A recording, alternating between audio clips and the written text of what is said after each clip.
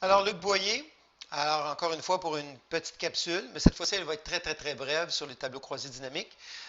J'ai remarqué à la lecture de mon vidéo qu'il manquait une petite chose qui est importante. OK? Alors donc, au lieu de refaire carrément toute la vidéo ou de faire un contexte de montage, j'ai plutôt décidé de faire une petite vidéo qui va juste terminer en fait l'explication du tableau croisé dynamique.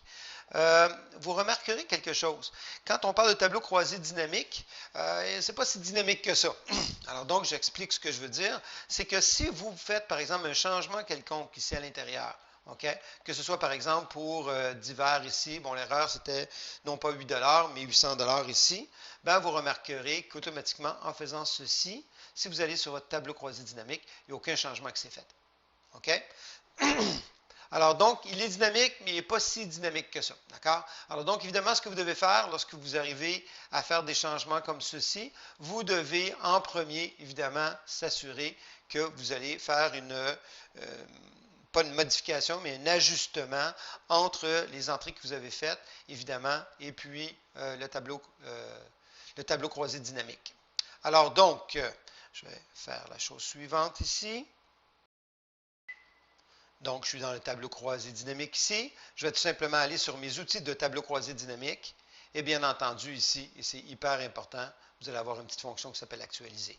Alors, donc, si je pèse sur actualiser ici, vous allez remarquer qu'automatiquement ici, le 800 a été adapté, ajusté en conséquence. Donc, juste pour être sûr, évidemment, que vous comprenez bien, si je change quelque chose ici, et je fais 8, ici, ben, vous avez remarqué qu'il n'y a rien qui s'est ajusté là. Donc, vous avez l'obligation d'aller sur le tableau croisé dynamique et de faire un ajustement ici pour que ça puisse retourner comme c'était auparavant. Alors, c'est un peu la même chose, évidemment, avec tout ce qui a trait au contenu. Alors, si vous permettez, pour une question d'esthétique, je vais juste changer ça de côté, comme ceci. Alors, le même principe, encore une fois, comme on l'expliquait, si jamais je fais des changements ou même que j'ajuste quelque chose, alors j'ai plus maintenant Blaise et Daphné, j'ai aussi, mettons, quelqu'un comme Lucie. OK? Ben, le système ne le verra pas, ça. On n'aura pas de possibilité de le voir immédiatement. Mais dès que je vais m'en aller ici, dans mon tableau croisé dynamique, outils de tableau croisé dynamique, et je sélectionne, automatiquement, vous allez voir qu'il y a un nouveau sous-total qui vient d'apparaître ici, en fait, dans mon tableau, une nouvelle colonne qui vient d'apparaître pour, cette fois-ci, Lucie. Donc, c'était de petites choses que je voulais mentionner, que j'ai réalisé que j'avais oublié de faire. Encore une fois, quand vous faites des changements, il n'est pas une méchante idée d'aller faire ces changements-là aussi, donc en actualisant chacun de vos tableaux croisés dynamiques. Donc ici, si vous vous rappelez bien, j'en avais fait un aussi pour ce qui a trait au graphique.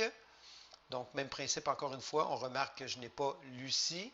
Alors, tout ce que j'ai à faire, bien entendu, c'est de m'en aller dans les outils et demander, bien entendu, ici, Lucie. Donc, d'actualiser. Et automatiquement, vous allez voir que ça va s'adapter en conséquence, évidemment, avec ce que j'ai voulu avoir comme résultat. Alors, c'est très important de le faire de façon à ce que vous puissiez, bien entendu, avoir des résultats qui seront adéquats. Donc, tableau croisé dynamique, pas si dynamique que ça. OK? Alors, bonne continuité, puis bonne pratique.